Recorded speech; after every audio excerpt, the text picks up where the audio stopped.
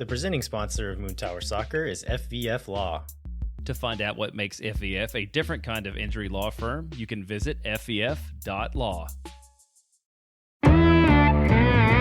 Hello friends, and thanks for listening to Moon Tower Soccer. This week we will review Austin's Cup winning week, we will preview the Red Bulls match, and we'll cover some other pieces of Austin FC news.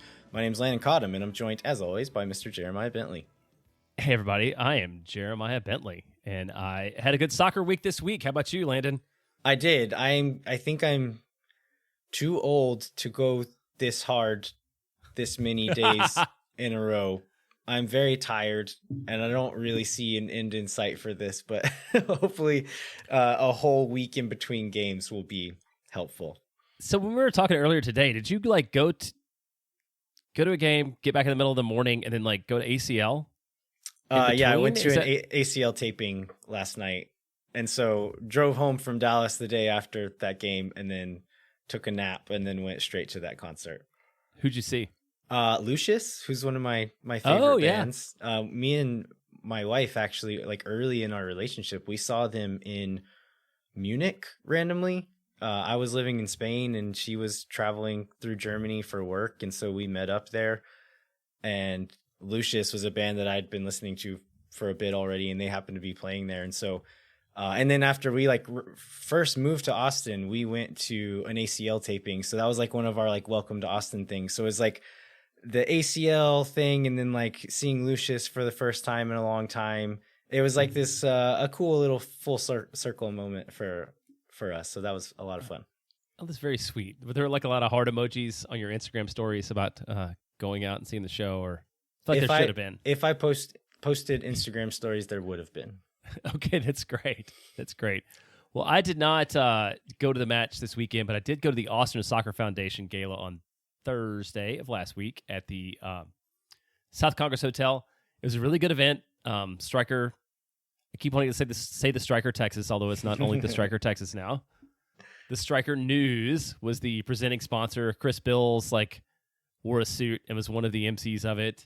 And so this Linda Hamilton, who's a U.S. Soccer Hall of Fame member who was inducted in the last class, was the keynote speaker. And she talked about being on the U.S. women's Olympic team that won the gold medal in 91, and just kind of the struggle of being a female soccer player in the 80s and 90s, and she was really, really good. So it was a high-quality event.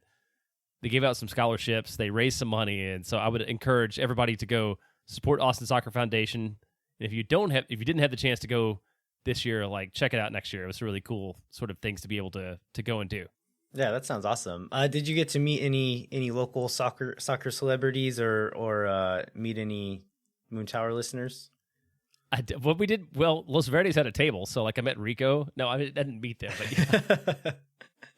Yes, there were celebrities about. But the Austin Soccer Foundation board, it's an all volunteer board. They do a lot of good work. These guys were hustling the whole time. They were good to meet and spend time with. But yeah, it was just cool overall. Yeah, those people are good folks for sure. All right, should we jump into some Austin FC news? We got a lot to cover this week, don't we? Not necessarily news-wise, but with the two games and then little hints of news. I think we have a lot to talk about. Yeah, I feel the news part of this show is going to be the news part of the show last week, but slightly adjusted with moderately new rumors and information. So let's get into that. Yeah, so the Rigoni rumor is not going away. It's still not confirmed, still not 100%, but it seems like it's getting closer to it.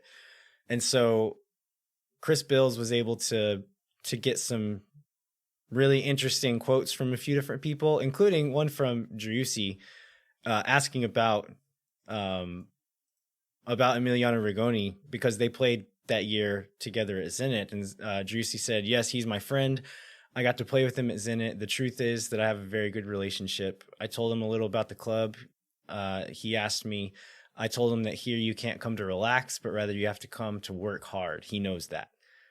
And then I think Driussi goes on to say, I'm not involved in these negotiations. I don't know if he's coming. If he does come, then he's welcome. We'll be waiting for him with welcome arms. If he doesn't, we'll keep working with what we have. So the fact that he's willing to talk about it that openly it's makes something's you in the think works. it's going to happen. Yeah. Another thing that came out on Twitter in the last day or so, Germán Garcia Grova, who is a journalist in Argentina, seems to deal a lot in transfer rumors and reporting on that kind of stuff. But he says that the agreement in principle is done, and that the only thing that remains to solve is a bureaucratic issue. I think a lot of us have an idea what that bureaucratic issue is, and we think it probably has to do with Cecilio Dominguez. Yeah, I can't imagine there's another bureaucratic issue that would come up. And Cecilio sort of, after being in a giant hole in terms of social media for the last few months, has suddenly popped up both during the Houston game. Wasn't he like in the stands in the Houston game and posting too, and then just like generally kind of on Instagram, showing himself. And we need to overanalyze what that might mean. Yeah, so one could assume that maybe like he's gotten some good news recently, and that he's celebrating that and like in a good mood, and so he's starting to post Instagram videos of him and his dog. And we haven't seen any Kitar videos again, but no, we haven't. But do we think that's the case, or is this like, is he on like a charm offensive trying to show the world like, hey, everything's okay, I'm still a fun guy? I don't know, because there's one thing I do know about social media is it is not reality. But bringing up Kitars reminds me, what is the Rigoni news that you found that you posted on Twitter last week that we did not talk about? Yeah, after the show, I think maybe it was the next day after we recorded, I started just doing some Googling about Rigoni, and like I think he owns an esports team. So he's into video games, but then I was looking more, and he is in a cumbia band with some of his friends from like what looks like a very small town in Argentina. But it's like, if they have music videos and like pretty like put a lot of time and money into what they've done. And I was kind of like, part of me kind of hoped, like when I started watching the videos, I was like, I kind of hope this is really bad, just because that would be a lot of fun. I wouldn't say it's great, but it's like not bad either. Like it's all very professionally done. The music videos are a little bit silly, but it seems like they're sponsored by the Brahma beer brand and have like some like soccer themed music videos, but like they're decent. But what I really liked about it, my favorite part, is you would think like an attacking soccer player, like the guys like that play attacking positions are known as being like a little bit egotistical, a little bit selfish. You would think, okay, this guy's the front man, he's playing lead guitar, he's like the singer. No.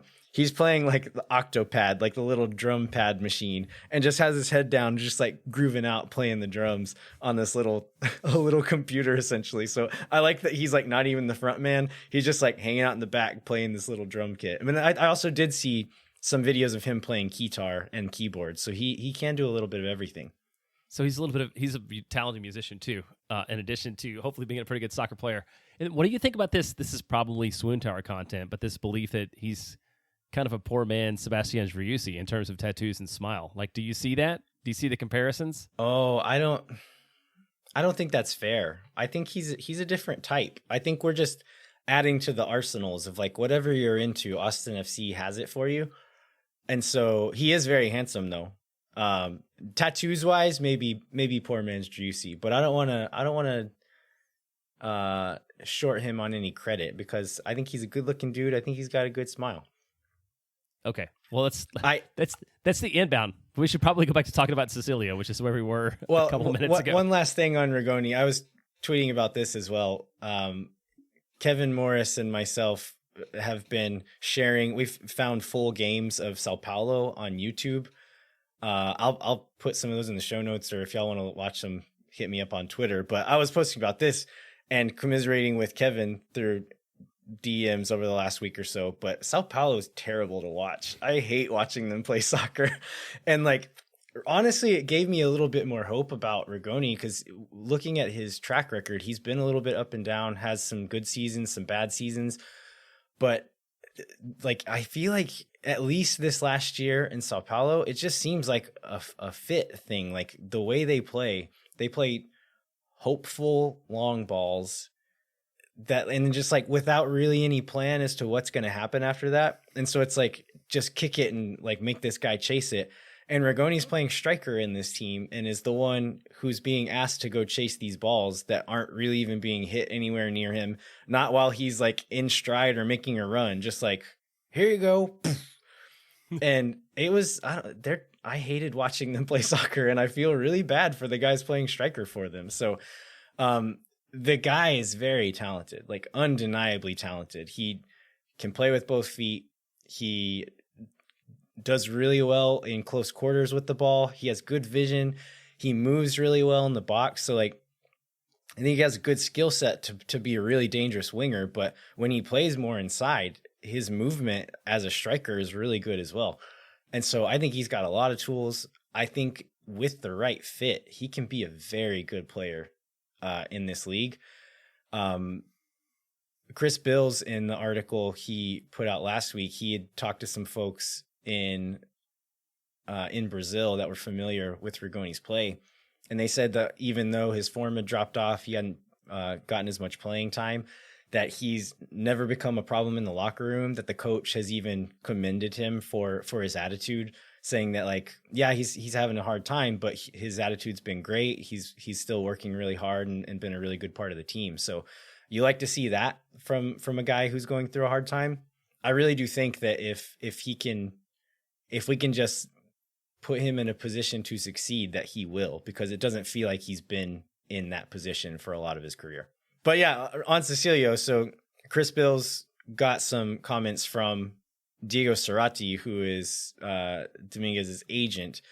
And Cerati said, yes, there are clubs interested. And when Bills asked if a transfer would be done before August, Cerati said, yes, like it's going to be done before August, which I know that not all of us have always trusted everything that Cerati has had to say, but do we think this is going to happen? Do we trust him this time? Yeah, I don't know why. That's my problem with it.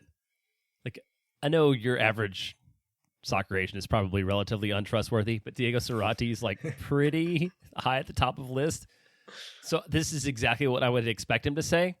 If you just said like write a Diego Cerati quote for this question, this is exactly what I thought the answer would be. But I think there's enough smoke around the rest of this story that it's believable. I mean, we're running out of time, right? We have until August 7th to be able to sign Rigoni, and Dominguez has to be gone before that can happen. So here's to hoping that it's the case. But like you said, there's enough smoke that fingers crossed that this is what's happening right now. Yeah, I think I was going to say, one of the other things I've read is like, people also talking about, is this related to the accusations or response, whatever. It's like, I would feel good even if you ignored all those things, I would feel good about bringing in Rigoni and sending out Cecilio Dominguez, just in pure soccer terms. Oh yeah, I think so too. From what I've seen, still not a ton, but enough of Rigoni playing that like I would take this swap. Yeah, on soccer terms alone, but given the fact that there is all this other baggage, yeah, it's like 100%, like even better. That's like gravy on top of it all. Yeah, I don't think we're taking a discount because of the baggage. I guess is really my point in it. Like, I think it's a good move no matter what, and the fact that all these other things have happened make it even better. Yeah, absolutely. I don't think we talked about this on last week's show, but Charlie Asensio went out on loan. He's playing at Charleston Battery, and I think last week he got man of the match in a game and then got an assist in the game after that. Is that right? Yeah, so in their July 13th game, he was man of the match, and in their game, I believe it was yesterday, he picked up an assist. It was one of the three chances he created, so he's like the second most effective player of the match that one. So he is doing a great job in USL, which is exciting. Yeah, so with Hector Jimenez, after he went down in the Houston game, right? So early on in the Houston game, Jimenez goes down. Looked like a really serious injury. Like looked like it might be really bad.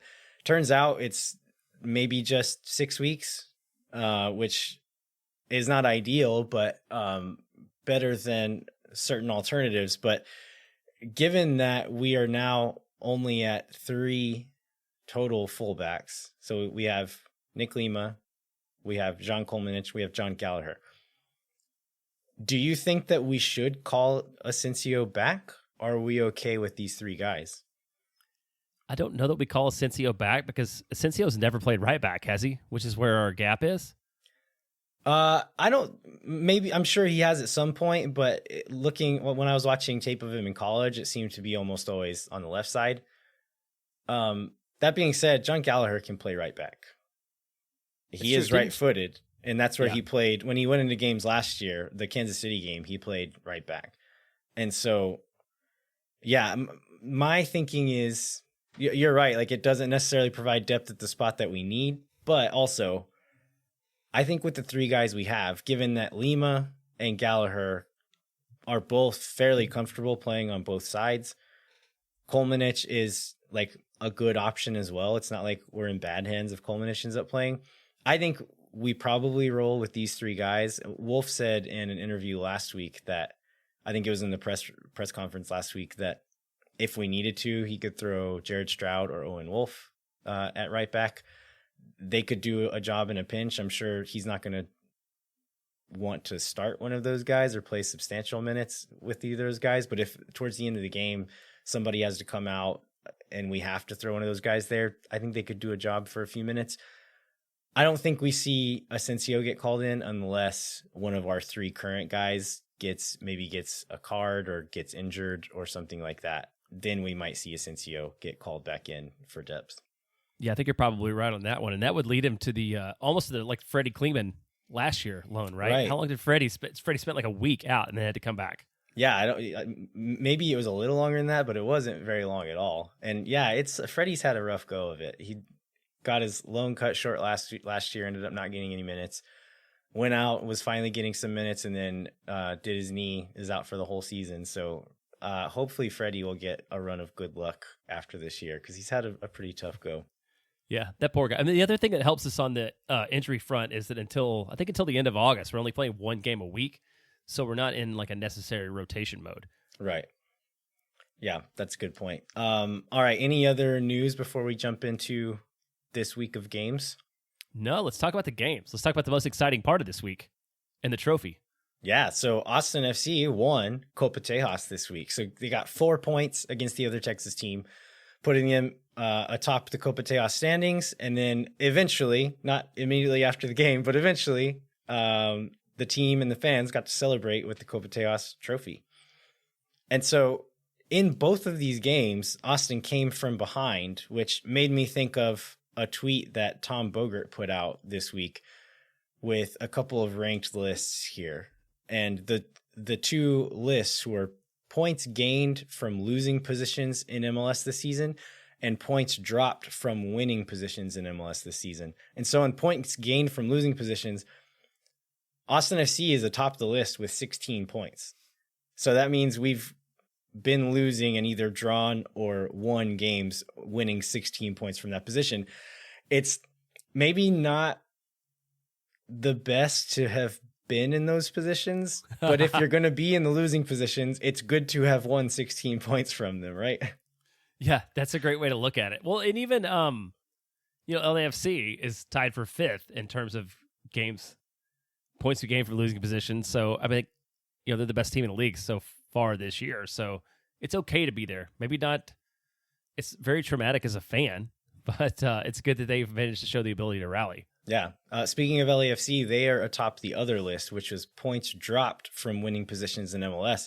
LAFC has dropped 0 points from winning positions. So anytime that they have gone up in a game, they won that game, which is pretty impressive. Like, kind of amazing, actually. I went back and looked at Austin's, because Austin wasn't on this list. He only lists the top 3 and then the bottom 3. Austin has dropped 5 points from winning positions. I think that NYCFC is 3rd place with 4 dropped points. So Austin would be close to the top of that list, which is quite good too. FC Dallas, on the other hand, is tied for 27th with 15 points dropped from winning positions, which we'll cover more of that here in a little bit. But two pretty good lists to be towards the top of. Yeah, they are. So do you want to talk about what happened with the trophy?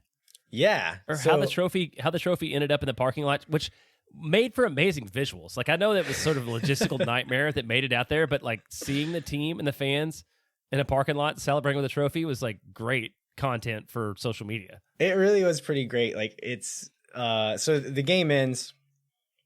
We celebrated it like a win. Like, I don't know that all of the people there cheering for FC Dallas knew what was on the line in this game. It does seem like there's like a pretty big contingency of just like casual fans that maybe don't keep up with the team week in and week out at those games. But the 1,000 or so Austin fans that were there, they knew exactly what was on the line. And so even though we went down early, didn't really look that good for most of the game, and came out with just a point, we celebrated it like it was a win because it felt like one. And so after the game, the players don't go to the locker room. They stick around. They come over and are celebrating with the fans. The crowd starts singing "I Love You, Baby," and the players are all dancing. And after a bit, it seems like the players are just like hanging around and waiting. And so like, okay, maybe they've been told that the cup is coming out and we're just waiting for it. We had been told, like, it had been the information had been released among the supporters groups that like, if we win, they're probably not going to give us the trophy in the stadium. But the fact that the players and team staff were all sitting there waiting on the field, we thought, okay, maybe they changed their mind. We're just going to hang out here, and probably waited for 20, 25 minutes and got to see Ruben Gabrielson doing the worm on the field, and which I got a great video of. I'll put that in the show notes.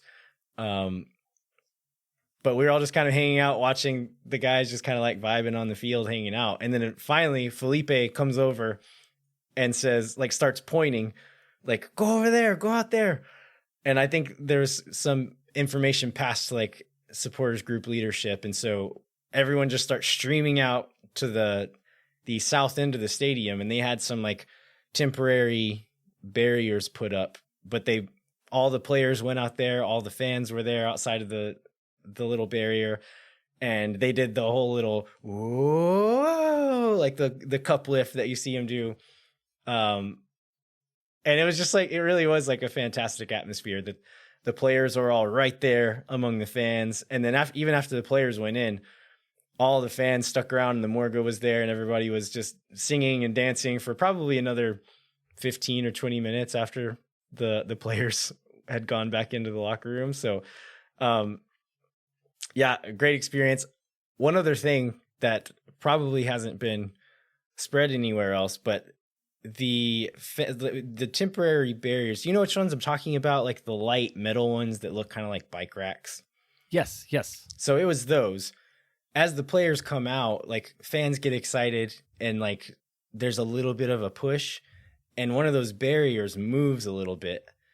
And one of the security guards there like lost his mind and started like kind of like pushing Austin FC fans and yelling at them.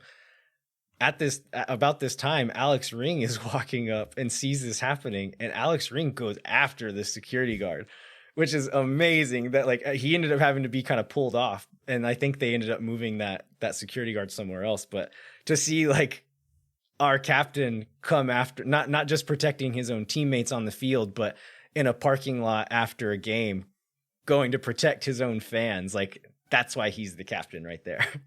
Yeah, and I don't know if we've ever talked about this before, but among the people who I would not want to like get sideways with in a parking lot after dark on the team, I feel like Alex Ring has to be number one.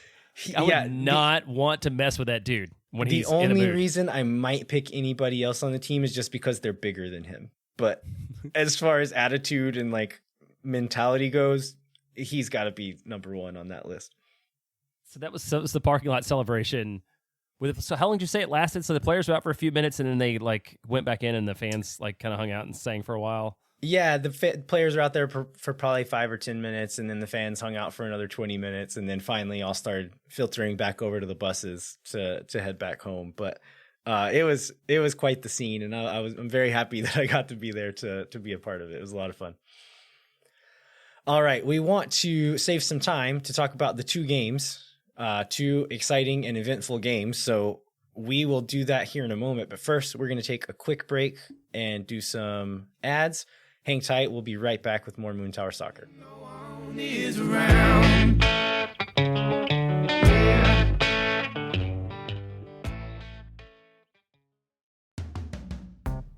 Jeremiah, there is a lot going on in Austin. There's a lot going on in Texas. There's a lot going on in the country. Sometimes I wish that there was one quick place to get all the news that I need for the day. Do you know where I can get that? Would you like that news to deliver to you in short form between 6 and 10 minutes long? I absolutely would. Well, that is amazing. Then you should check out the Austin Daily Drop, which is brought to you by longtime Austin broadcasting veteran Chris Mosier. What can I get from the Austin Daily Drop, Jeremiah? Well, you can get a summary. Every week we do this ad, and we talk about the types of things you might get. But this week, I decided to actually go through the episodes and talk about the things you would actually get. So had you listened to the Daily Drop over the last week, you would hear a lot about the heat wave. You hear a lot about the electrical grid. You hear a lot about the situation in Uvalde and all the things that have come out since then. And you would hear a lot about sort of just spread of misinformation in general. So I feel like that's sort of a summary of everything that's going on in Austin and the world. Yeah, so you can listen to the Austin Daily Drop Monday through Friday, usually out pretty early in the morning, usually about 8 to 10 minutes long. It's a quick, easy, and reliable way to get up to speed about everything that's happening in Austin that you need to know. If you give Chris 10 minutes, he'll give you Austin. All right, and we are doing another ticket giveaway thanks to Sage Wilson Property Group. And Jeremiah, I ran into Eric Wilson at the FC Dallas game and got to talk to him for a little bit after the game. That's super cool. Was he on the bus? Did he happen to be there? Was he on the bus ride? Was he just no? I think hanging out? He and his wife were there. I think they drove as well. And so my brother lives like 20 minutes from the stadium, so we drove up and stayed at my brother's place. And so we got to walk from the stadium back to the cars with him and had a nice little chat. And a listener of the show, Jackson, I can't remember his last name. I don't know if you've ever met him, but really cool dude. I've gotten to hang out with him a couple times now.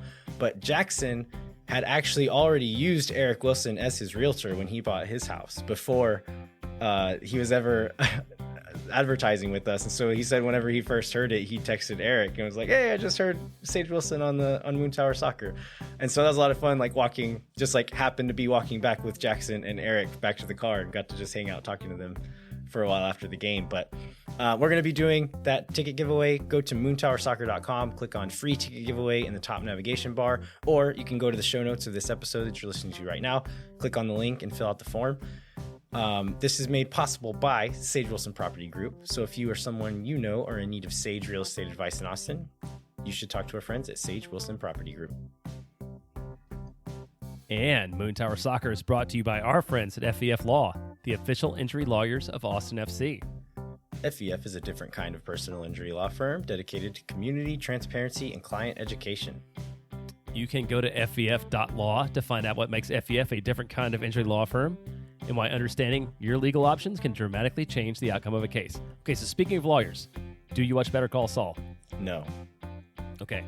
If you did, well, I'm just going to say, if you did, he's like an awful person and a terrible personal injury lawyer, and it's not at all like the good folks at FEF Law. So, if you love that show, don't judge all injury lawyers by Saul Goodman.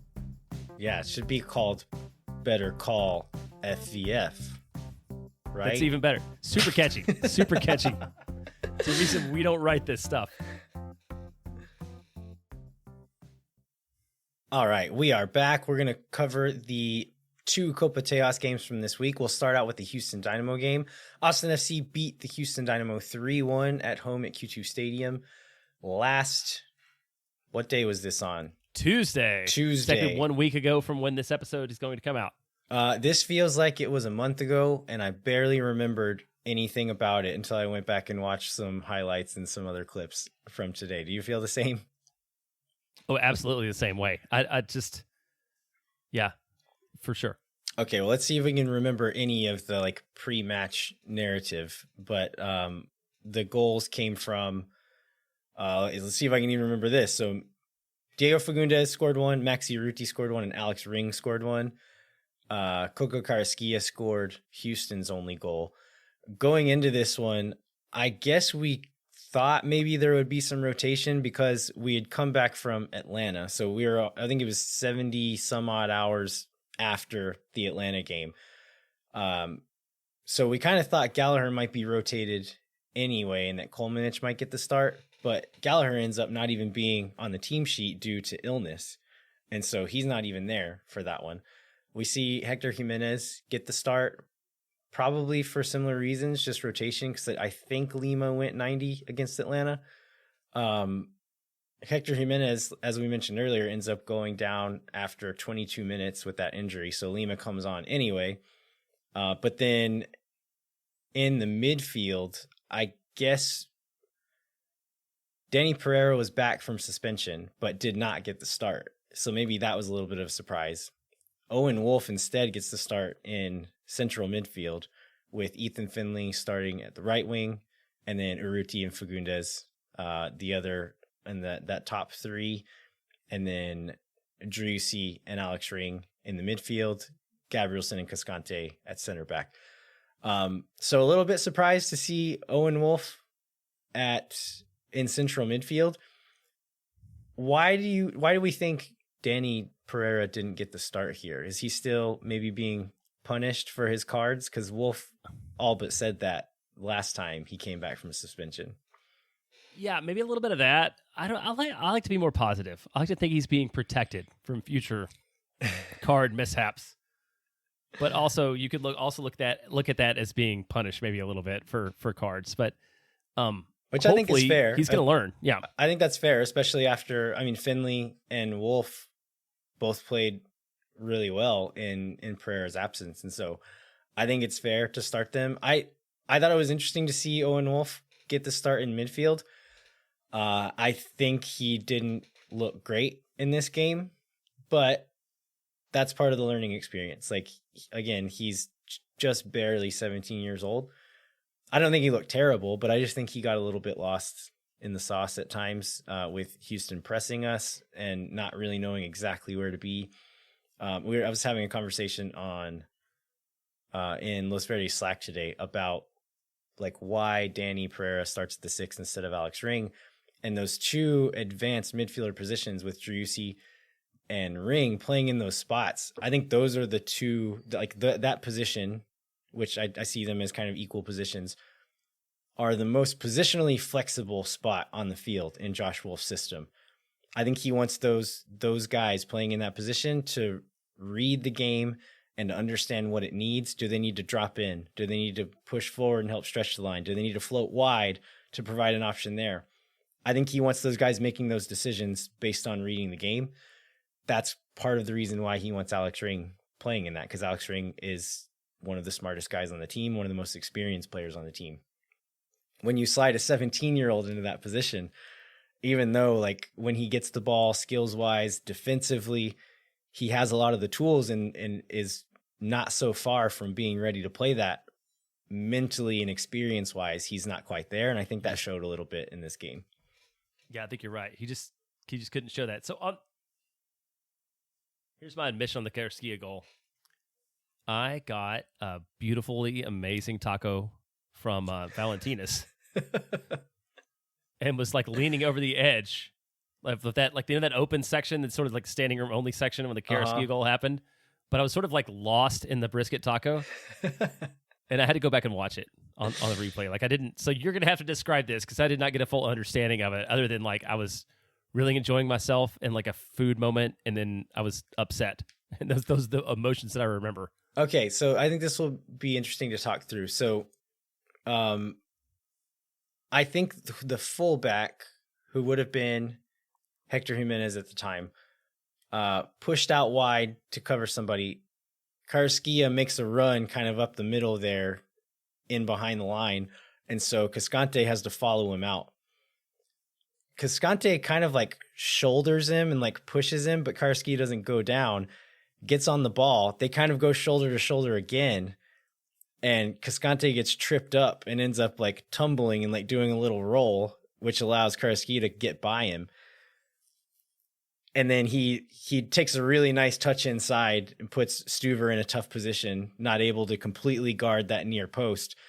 And so I think Ring is crashing in, or Gabrielson is covering the back post because there's a runner there. Ring comes in, sliding in, trying to block the shot. And Karaskia just 5-holes Stuver and puts it right in between his legs as he's trying to decide, do I cover near post? Do I cheat out a little bit and cover this cross? And Karaskia recognizes that and just puts it between his legs. Really well done by him. But in the moment, I was furious that they didn't call a foul on Karaskia, because I was kind of thinking that, okay, Cascante goes shoulder to shoulder with him and pushes him, and then Karaskia does the same thing back to him. But I thought Karaskia fouled Cascante and that they should have called that back. Upon the replay, I don't know if that's entirely true. I think maybe it was fair, but either way, the fact that Cascante pushed him 2 seconds before then, I don't know that he was going to get that call anyway.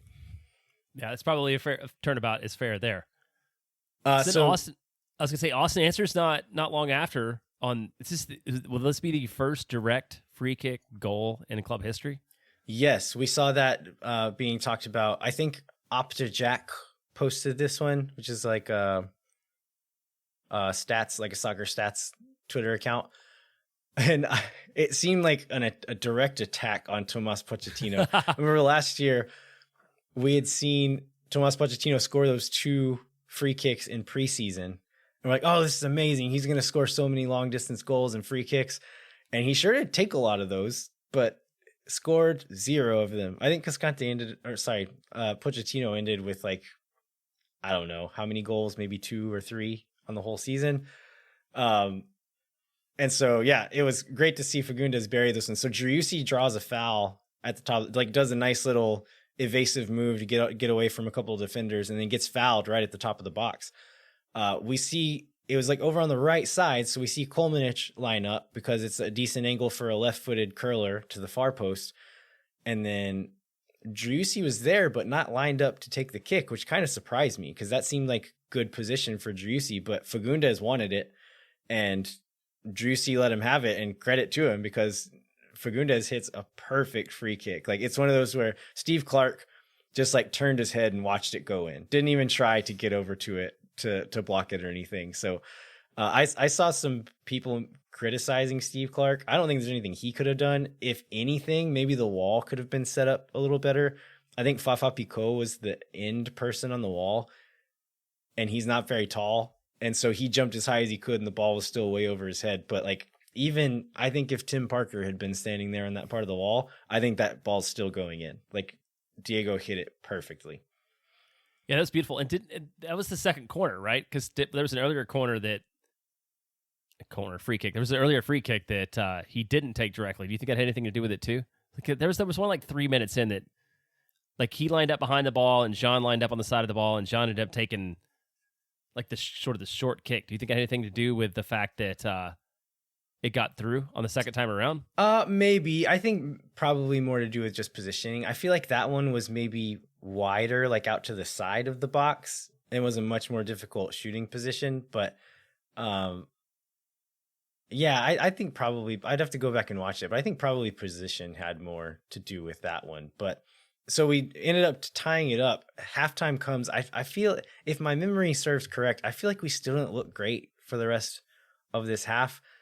And I think a lot of it had to do partly with Owen Wolf, like not quite being like quick enough or being in the right spot enough for us to break Houston's press, because they were pressing us quite well. And so got some positive feedback from pressing strategy from last week. And so one thing I noticed in this Houston game is it seemed like Austin was maybe being like a little too patient building out of this press. But we saw, I guess was it in the Atlanta game that we had that like 8-pass build up from the back? Yeah, that was the one. I don't remember who posted about it, but one of the MLS guys on Twitter is like, this is why you build up from the back in this way. Like this is what we're getting. Yeah, and I think Chris Bills had a tweet mentioning something like that as well. But like, this is what you're getting. This is why you do it. And like, when it works, it's really good. And so I I could imagine, I didn't actually hear anybody say this, but in this Houston game, I could imagine some fans being a little annoyed by how patient they were being. But Houston, they were trying to like let them play it to the center backs, and then the forwards would kind of go around behind, and they were trying to force the center backs to play, to either carry the ball further upfield or to play wide.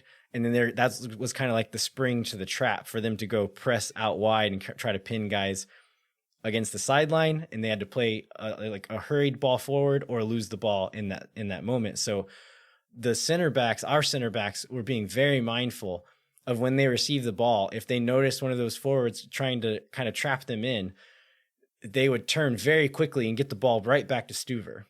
And it seems like kind of like a retreat, like an admission of defeat. But I think what they were really doing is like, we're going to play the ball forward on our terms. Like, you don't get to decide when we go forward. We're going to decide that. And so I thought that was really, really clever and like really well executed by the two center backs and by Stuver, saying like, you don't get to decide when we go, we decide when we go. And so when they finally did make that one pass, or Cascante would take a touch around a defender and break that first line, then things would start to open up.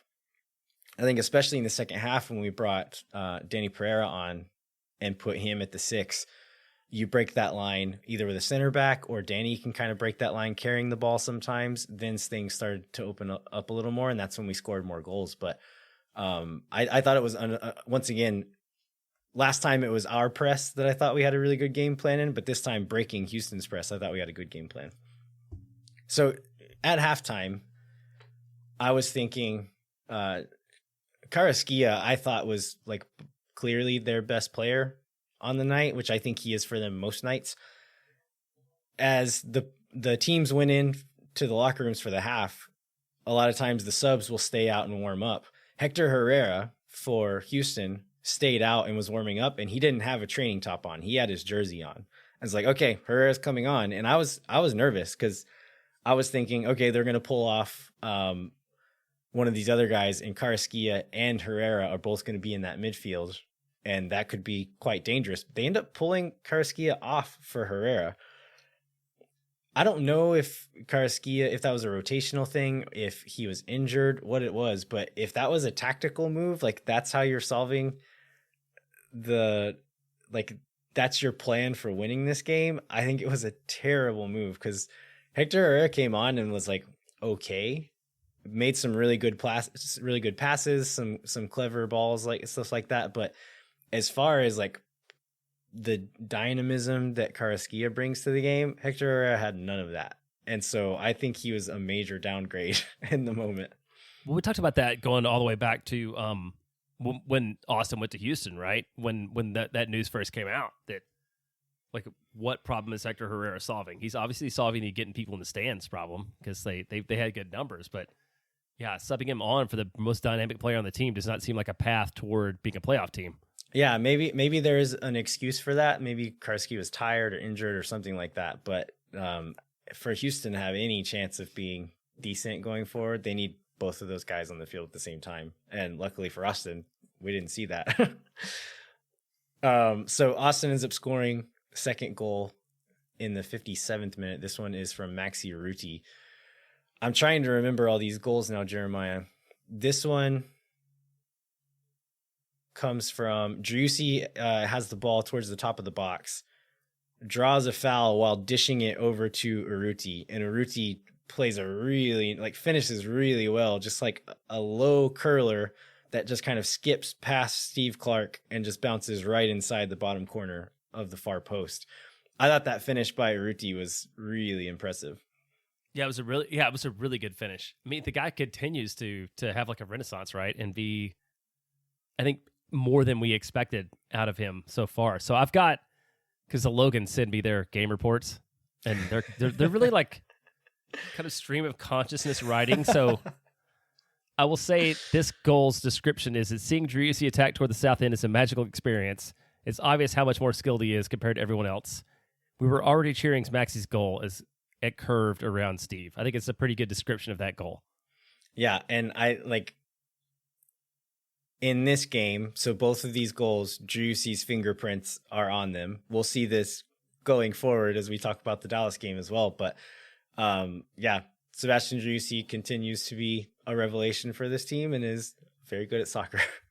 Yeah, that guy's okay. So Maxi, I do have to call him out on this. Earlier in the game, he had an old school Maxi Urruti moment where I think it was on a corner maybe, and it gets hit and like headed away, and Maxi, the ball falls to Maxi on the opposite side. And so we still have numbers in the box. Steve Clark had come out and was like way towards where Maxi received the ball, and we have Ring, Gabrielson, and a couple of other players all in the box. And instead of floating a ball back post, Maxi decides to have a shot from like a 15-degree angle with Steve Clark in between him and the goal. And all like Gabrielson and Ring both start yelling at him immediately. Like, what are you doing? Play it into us. There's an open net. All we have to do is touch it and it's going to go in. And he just kind of like shrugs his shoulders like, hey, sometimes I got to shoot. Maxi Urruti, this is what I do. And so I was glad to see him shoot in another moment and it pay off and kind of redeem himself there. The third goal comes in the 70th minute, so not long after. This one's by Alex Ring. So this move starts off with Alex Ring. I don't remember how he received the ball, but he plays it centrally. He's like kind of in the left channel a little bit deeper. Plays it centrally to Maxi. Maxi again does really well to receive the ball, turn, find Ethan Finley running up the right flank, plays it out to him. And as Ring played that pass to him, he continues his run and gets in the box. And if you watch that replay, you see Ring's hand go up and he's like, right here, put it right here. And Finley sees him apparently because he puts in a really nice cross and it like hits Alex Ring in stride, gets his head on it, scores. Yeah, right on the head. It was beautiful. So do you want to talk about Ethan Finley here now, about how he's looked over the last few games? Yeah, so I think we kind of praised him on the last episode, but he had a goal and an assist 2 games in a row and then got another assist in this game. So he had 3 assists and 2 goals in 3 games, which is really impressive. And like I think I said this last week, but this is the Ethan Finley that I hoped we would see and that has existed before. We just haven't always gotten him, but he's been really quite good over the last little stretch of games. So I've been really, really pleased and really impressed with him. Yeah, and that's kind of the end of, I mean, I don't guess it's the end of the action. It's the end of the goals. So we have some more subs. We see Felipe comes in for Driussi at 81. Roddy Redis comes in for Finley at 81. And Roddy Redis again looks relatively dangerous for Roddy Redis. Yeah, I think pretty good, right? Yeah, the whole supporters section was like super excited about the potential that Roddy might pick up a goal. I think Phil West mentioned that while the press box does not like to root for things, that by the end of this match, they were really hoping that Roddy would like blow the roof off the press box and score a goal. So he's had another decent performance too. Yeah, it was nice in this like congested stretch of games to have a game kind of tied up in that moment where you can say like, okay, let's get Driussi off the field and give him some rest. And like, that's a great luxury to have in weeks like this. So yeah, finished it out. I think Houston had a couple of late chances. One, a really nice little combination of passes between, I think it was, I don't remember who started the move, but it fell to Quintero, who one time passes it to Pico in the box, and he's one-on-one with Stuver and kind of hits it right at Stuver and doesn't really trouble him much. But they had a chance to maybe make it 3-2, but didn't really trouble Austin a ton. Didn't feel like they were going to come back into this one. So yeah, really great result there. And that put us in position to, I guess that and the following, no, that was it. Like this game put us in our own fate in our own hands for the Dallas game, right? So before then, we were going to have to beat Dallas to win Copa Tejas. By beating Houston, we put ourselves in the position to either win or draw at Dallas to win Copa Tejas, which ended up being a good thing because that's what happened. That's exactly what we needed to do. Yeah. So yeah, Austin drew 1-1 at Dallas. The lineup for this one ended up being kind of what I would call our best available 11 at this point, right? Yeah, that would be. There's no surprises there. So you get John Gallagher back. He's coming off. I guess he had a case of the stomach bug or whatever. He was non-specific when he was talking about that in the interview, which I think is probably really pretty good. He's like, I had a stomach virus and all the things that came with it. Is how he described that. But yeah, he's back. And other than that, nobody's out on cards or anything. So you get to effectively see our best 11, except you don't get to see our head coach for the first time in 2 years in this one. Yeah. So Coach Wolf was under what is the code word that means COVID? Health and safety protocols. Health and safety protocols, which means either tested positive for COVID or clear COVID exposure. So Davey Arnaud took the helm and was the acting head coach for the night, which was not the first time he's done so. I believe he was the interim Houston Dynamo head coach for like 2 games at one point after Wilmer Cabrera got fired. He ended up being the head coach for 2 or 3 games or something like that. Well, I feel like if there's anybody that's going to do that, like Davey's the guy, right? Because they played together, they played alongside each other. I can't imagine that anybody is more in Josh Wolf's head than Davey Arnaud. And because it was health and safety and not suspension or whatever, like Josh Wolf was in contact all the time, maybe during the game. I think they had him on FaceTime, like celebrating the cup with the team after they won it. So he was very much a presence throughout this. He just wasn't on the sideline. Yeah, and it seemed like this happens a lot anyway, but it seemed like you got to see Rodrigo Rios and Preston Burpo, the 2 other assistant coaches who are on the bench normally. It seemed like they were up and talking to players a bit more from the sideline and stuff like that. So it was kind of cool to see our coaching staff step up and kind of take on that role and not cower from the occasion, but say like, yeah, we're ready for this. We've been prepared for this, so we're not worried. And I don't like, it's hard to say like how much of an effect a coach has in general, but I don't think there were any decisions made or anything we saw that made us think that the coaches did a bad job in this game. No, I feel like they very much followed the same script that Josh would, like in terms of, I think the substitutions is probably the one thing that happens in the moment that you wonder about, but I feel like the substitution patterns we had in this one were exactly what you would expect to see if Josh Wolf was in charge. Yeah, I think so as well. And like Arnaud confirmed that they had been in touch throughout the day. And I don't know that he explicitly said they were in touch during the game, but it kind of seemed like they were in touch during the game as well. So like Wolf may have had a hand in some of this too. But the first half just wasn't very good, was it, on Austin's part? I think very early on, there were a couple of times where we got stretched and had to sprint back. And from like after those early moments, everybody just looked really tired. And it was one of those things where it's like it wasn't like, it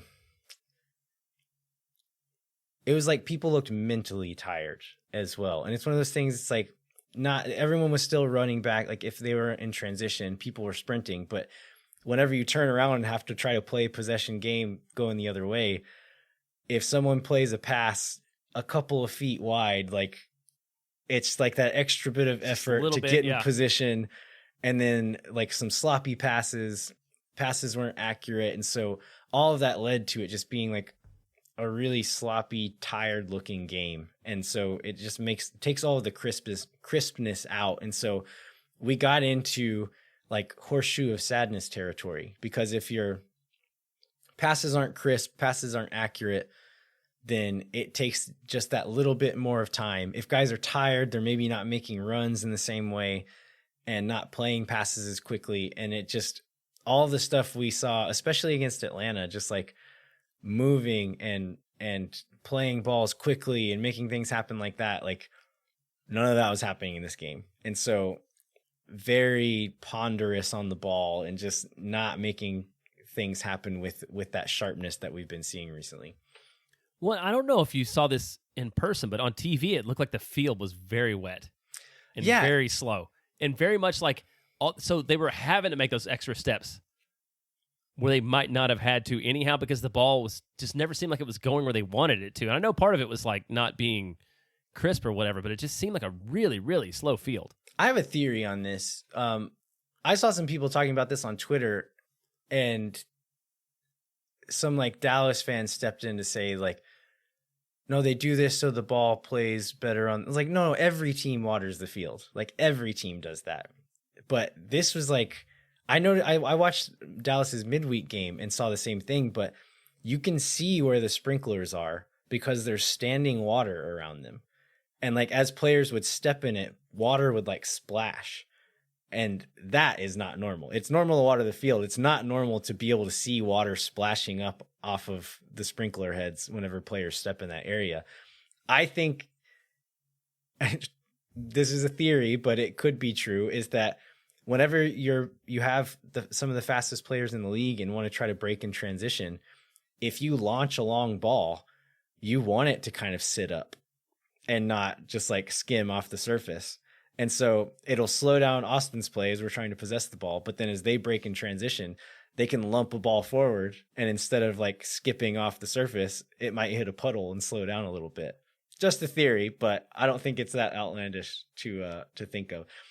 And stuff like this happens. Even in my high school football team, we had like a really dedicated groundskeeper for my little 2A high school, but he would actually, he's retired now, so I think I can talk about this without outing him, but he would mow the grass in one corner of the field to a longer length so that when we kicked the ball off, we could kick it into that corner and kind of like pin guys back and try to get them like starting their offensive drive like on the 10-yard line. And he would like let the grass grow longer in that corner so we could do that. So if my high school groundskeeper is playing games like that, you can guarantee that professional organizations are doing the same.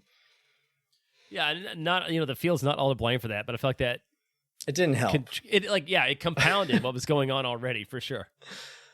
Okay, so Dallas scores their first goal in the 42nd minute. This is Paul Arriola. Really good combination play by their front three.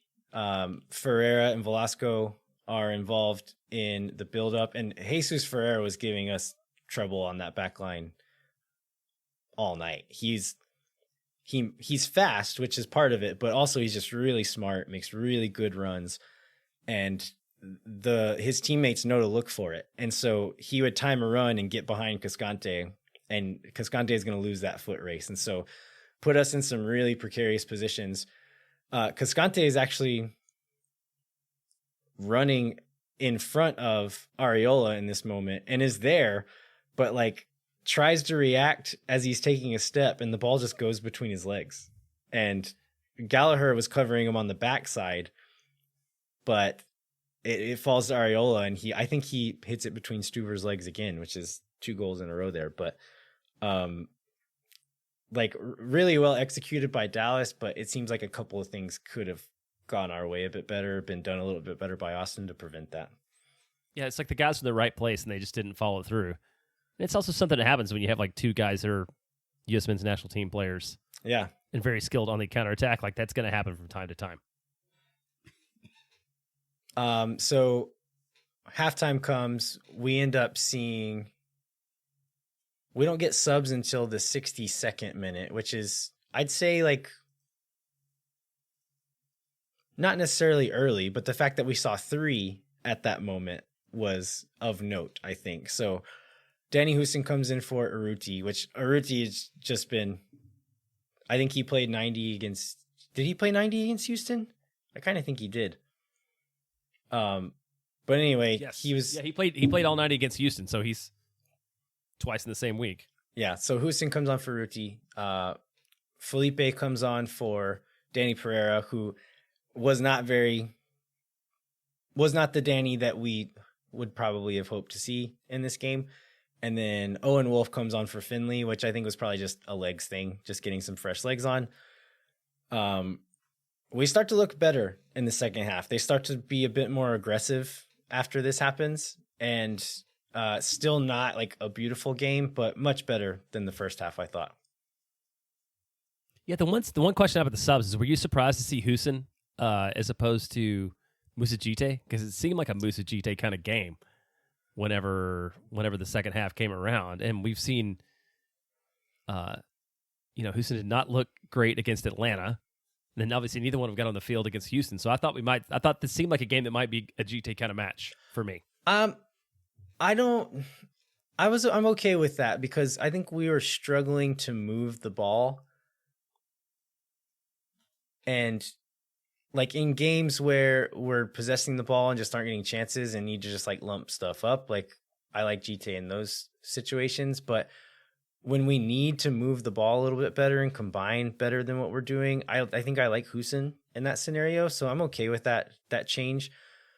And then Felipe, just like aggression and energy, like that's what you're going to get out of him. And so maybe you're giving up some technical ability by taking Danny off the field and putting him on, but just like sheer will to win and attitude and energy, like that's a step up, especially a fresh Felipe coming on in that moment. So that one makes sense. And then like we've seen Finley and Wolf swap on and off for each other all year, so I think just like some more legs in the attack makes a lot of sense. When you talked about how Wolf didn't necessarily have the best game against Houston, but he was a very key contributor to Copa Tejas coming. I was going to say coming back home, but it's never been in Austin. Copa Tejas coming to Austin with his play on the Austin goal. Yeah, so Dallas is building out. This is in the 79th minute this happens, but we're putting them under pressure, and Owen Wolf is the one who steals the ball and starts off the move that Austin scores on. So he steals the ball, plays it, takes a few touches, plays it forward to Driussi. Driussi is like running towards the top of the box and takes the touch, and he knows where the defender is and knows where Diego Fagundes is. And as soon as he turns, he just kind of like chips it just barely over that defender's leg, and it falls to Fagundes. Fagundes does like, there's, I don't know how many guys just closing down on him as fast as they can. And Fagundes is just cool as a cucumber, takes one touch, settles it, takes another touch to set up the shot, and then just chips it past the onrushing Martin Paz, the goalkeeper, and puts it into the side netting there. But it was really clever and really well done by Driussi to even get the ball to him. And then once he got to him, just the calmness of Diego to take his time and not rush it and to place that shot was really well done. Yeah, and you showed that picture. There's like just a pile of Dallas guys on the ground around him after the shot goes through, either like trying to recover or where they might be. It was pretty impressive.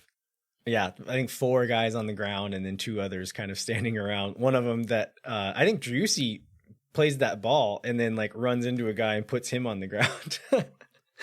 But yeah. So then I was going to say Diego's mom is in the stands, and I saw Diego run over to celebrate at one point. Did he celebrate with his mom after that goal, or was that after the game? After the game, because she was after over on our end, but he did get to go like give her a hug and a kiss as she was like kind of leaning out of the stands after the game. And my mom is, hi mom, I know you listen to these shows, but she like had us point out Diego's mom and like went and talked to her. And then after the game, after the celebrations outside, we walked past Washington, Diego's dad.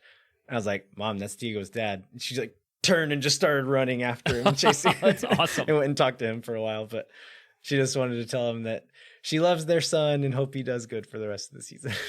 That's so sweet. So yeah, I mean, quite a few other pretty scary chances in this game. I think Brad Stuver and Ruben Gabrielson for the last several games, but especially this Dallas game, deserve a lot of credit. Some really big saves, some moments where they bailed out the rest of the team on just kind of like these last ditch efforts. Really clever execution on these transition moments. So Ruben Gabrielson has, I think we talked about this a few weeks ago, saying he was well worth the money and like a really good move. That's even more true at this point. And then Stuver just continues to be fantastic. Yeah, Gabrielson came out huge in this one, and he never looks that fast, but nobody ever runs past him. Yeah, and he's always like in exactly the right place. And which was the goal where Stuver like made the reaction save? That was in this game, right? Yeah, I think like not the goal, but the save. 68th, 69th minute. Ferreira gets out on a break. And like you said, like Gabrielsen's speed, he's fast enough to keep up with any attacker while they have the ball. If you just put him in a foot race, he's not going to be as fast as some of these guys. But while they're carrying the ball, he's fast enough to keep up with them and get into a good position. And he does this with Ferreira. Ferreira's coming up the left side, and Velasco is running up the other side. And so Gabrielsen, as they get into the box, he kind of drops back and is cutting off the angle for that pass. And essentially just like saying, like, I'm going to bet on Brad Stuver in this moment that he has the angle and has the ability to save this shot if Ferreira shoots it, but he's not going to pass it behind me and get this open net. And so Ferreira ends up playing the pass. Gabrielsen gets a foot to it, which slows it down a little bit. Cascante is rushing in and slides in and puts some pressure on Velasco as the ball falls to him and doesn't get a clean shot off. The ball hits Gabrielsen in the foot and pops up and is going into the goal. And Stuver was dropping to make the save, but when it hits Gabrielsen's foot and pops up, he makes this one last reaction shave and just like throws his hand at it and just slaps it, and it barely just kind of dinks over the top of the crossbar, which again, just like reactions, being in the right spot, just coming up big in big moments. Gabrielsen and Stuver, that's a prime example right there. They look so good together. Gabrielsen's been such a nice addition. All right, Copa Tejas champs. Anything else we want to cover there? So I think a couple of things we should mention here. Player and team stats over the last 7 games. So the Montreal game on the road, I think that was kind of the beginning of this really tough stretch of games that we have coming up. 5 out of the 7 on the road. Some really good teams. Some really congested schedules. Austin won 5 of those games. They drew 2 of those games. So 17 out of 21 points. Like I said, 5 of them on the road. In this stretch, Felipe had his 300th MLS appearance, which I think he and Diego are the guys on the team who have that. I think Finley's at like 266. So he might get there in the next season or two. And then Sebastian Driussi has 17 goal contributions this season. So 11 goals, 6 assists. He's tied with Hani Mukhtar from Nashville for the MLS lead in that category. So again, just a really impressive stretch all around from individuals, from the team. And if you'd have told us back in like before the Montreal game that we were going to get 17 points out of this stretch, like I would have laughed at you. There's no way that was going to happen. Yeah. And one other thing. So I think Driussi's tied with Mukhtar for second in the Golden Boot race too, behind Tati Castellanos, and Castellanos is probably off to Spain. So that removes, like, it's a 2-way race now. And I would not be surprised at all to see him pick that up. And the guy's been I think we've mentioned this before, but if you think about the biggest difference between this year and last year, just a off season and full season, Sebastian Driussi, for me, is like the biggest difference between 2022 Austin FC and 2021 Austin FC. Yeah. And Ethan Finley in the pregame show for the Dallas broadcast, they did a little interview with him, and he was saying that the strength of this team is that they don't rely on any one player. And that seems like you would think like, oh no, you rely on Driussi, but Driussi is not the only reason this team is pretty good. Like, we would still be in a lot of these positions to be winning games, but Driussi like puts the team over the top there. I think Finley is right that there's so many contributors and so many important pieces of this team that we can lean on different guys here and there, but Driussi is that piece that tips it over the edge and makes us a truly like really good team. All right, I think that's all we had for Copa Tejas. We need to do a New York Red Bulls preview, don't we? Which we've never played them, so I guess we're going to do a history lesson, aren't we? We'll do a little bit of a history lesson since, last year we only played 2 Eastern Conference teams. So this will be our first match against them. They were one of the original clubs from 1996. They were the New Jersey Metro Stars. Long time rolls off the tongue, doesn't it? Yes. I think longtime Austin FC supporter Sean Collins maybe was like a season ticket holder at some point. I feel like I've heard Sean talk about that. They made the MLS Cup Finals once in 2008. Lost to Columbus. Won Supporter Shield 3 times. They played like 6 different stadiums in their history, but they've been at Red Bulls Arena, which I believe is in Harrison, New Jersey, since 2011. and they are part of this, I guess, Red Bull's ownership collective, which is probably worth mentioning a little bit. So what, Red Bull owns a bunch of teams, or I guess Red Bull owns a bunch of teams. It's most notably 3, but they own more, right? I think they have them in kind of like what City Football Group has done. Like City Football Group has a team in India and Australia and some South American ones. And I think Red Bull doesn't have as many, but they have one in Austria, the big one in Germany, of course, this one. And I think there are a couple of others. So not as many as City Football Group, but I think they do have others at this point. And they do transfer players and managers and things like that back and forth between the clubs. Yeah, so most notably right now, these guys have reunited at Leeds in the Premier League, but Jesse Marsch was the coach of Red Bulls not long ago, and then Brendan Aronson, who was at Philadelphia Union, they didn't play together there, but then he coached Aronson in Austria for a bit. So kind of an MLS reunion in England happening under the same style still, but they very much of that Red Bull organization tradition of playing this like high pressing, high octane rock and roll football where it's like kind of ugly most of the time, but has proven to be very effective if you can do it in a disciplined way. So last year they finished 7th in the East, lost to Philadelphia in the first round of the playoffs. Patrick Kilmala led the club in goals with 8. He's returned this year. And then they also added Luquinhas as a second designated player, Brian Lewis Morgan, who I think is Scottish from Inter Miami. And those guys have been the 2 best players in the attack. Morgan has 9 goals on the season. Luquinhas has 5, which they're 2 leading scorers. They're 3rd in the East so far. 2 wins, 2 draws, 1 loss in the last 5. I guess the big thing is you talked about their system, but from among the Eastern Conference teams who play, they're going to be better than the Eastern Conference competition that we face so far. I think it's pretty safe to say.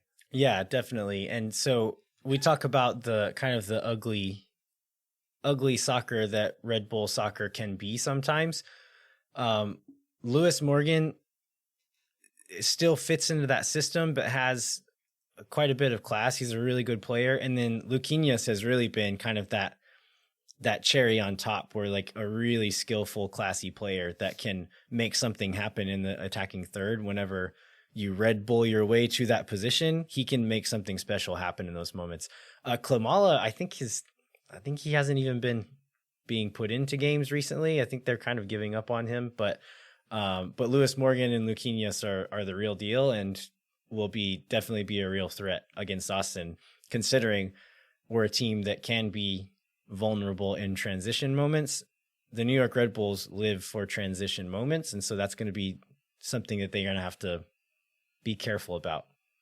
Also, Red Bulls have been very good on the road for the most part. So much, I don't know if this is still true, but for most of the season, they've had a better road record than they had home record. And we're kind of like keeping their standings afloat on the road. All right, anything else about the Red Bulls, Jeremiah, before we move on?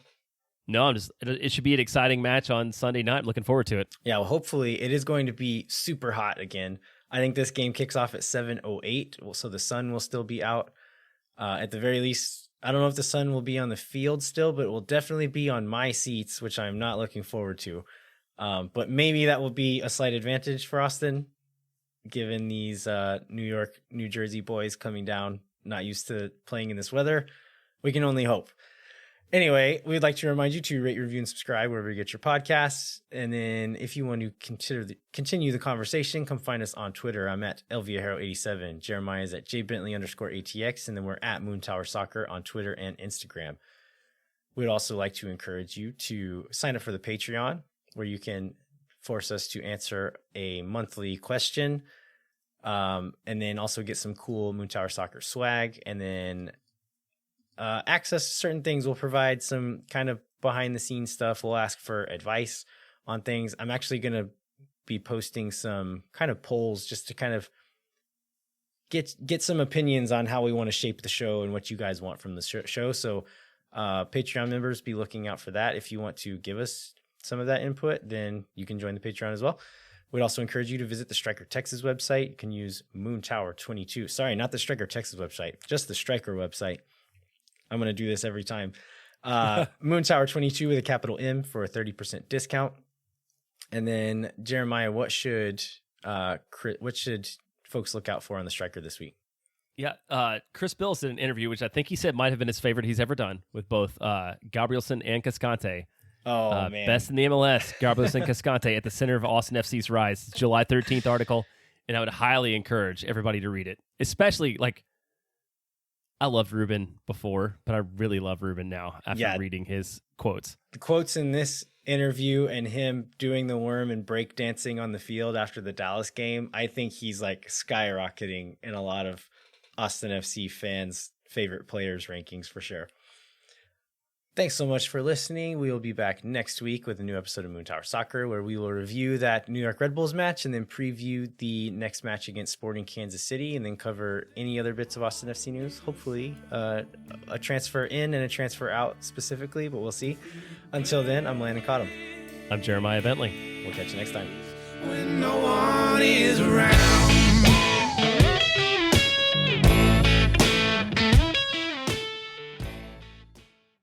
Thank for nothing, see you never. La gente. Oh my God.